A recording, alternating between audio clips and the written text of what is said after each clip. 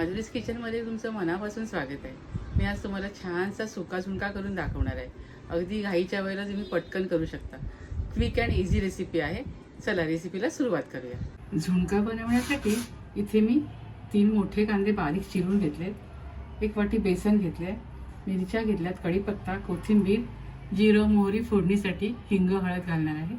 चला आपण रेसिपीला सुरुवात करूया।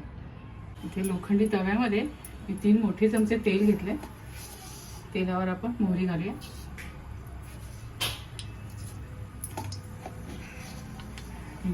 जिरं घालूया,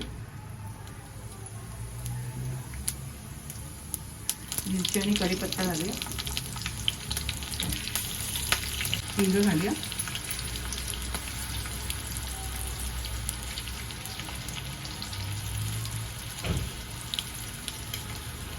आणि आपण यावर कांदा घालूया। कांदा आपण छान परतून घेऊया।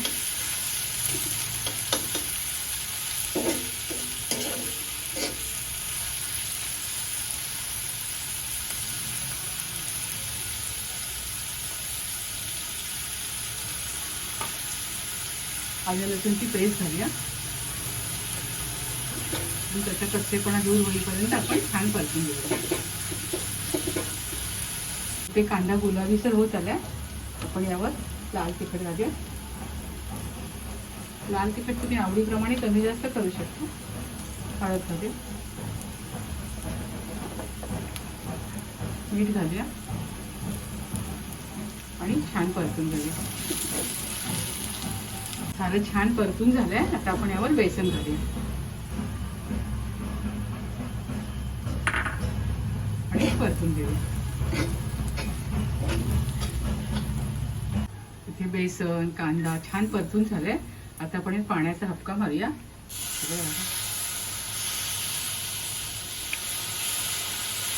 आणि यावर झाकण ठेवूया।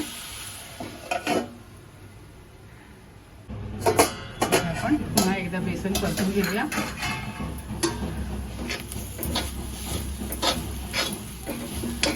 आपल्याला सुका झुणका करायचा आहे ना,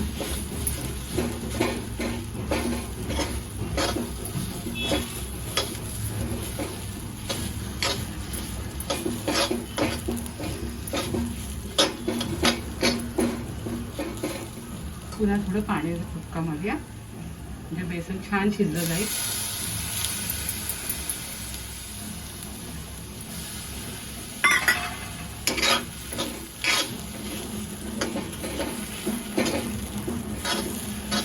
आणि पुन्हा आपण 1-2 मिनिटांसाठी झाकण ठेवूया।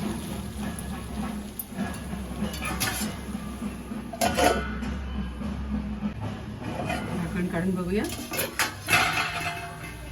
झुणक्यावर आपण कोथिंबीर घालूया।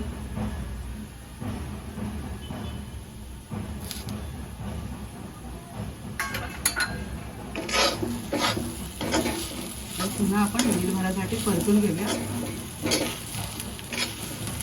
एकदम भारी झालंय बघा। 1-2 मिनिटांसाठी आपण यावर झाकण ठेवूया।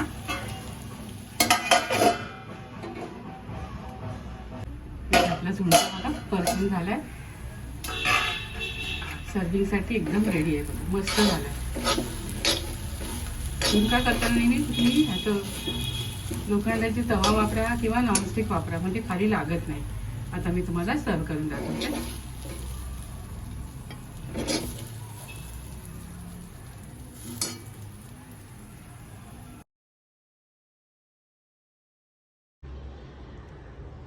इथे छान खमंग आणि टेस्टी असा बेसनचा सुक्का झुणका मी तयार केलाय। अगदी झटपट केलेला आहे। क्विक अँड इझी रेसिपी म्हणालात तरी चालेल। तुम्ही सुद्धा माझ्या पद्धतीने अशा प्रकारचा छान झुणका करून खात राहा, आनंदी राहा, स्वतःची काळजी घ्या आणि माझे व्हिडिओ पाहत राहा। शेअर करा, लाईक करा, आठवणीने सबस्क्राईब करा। धन्यवाद।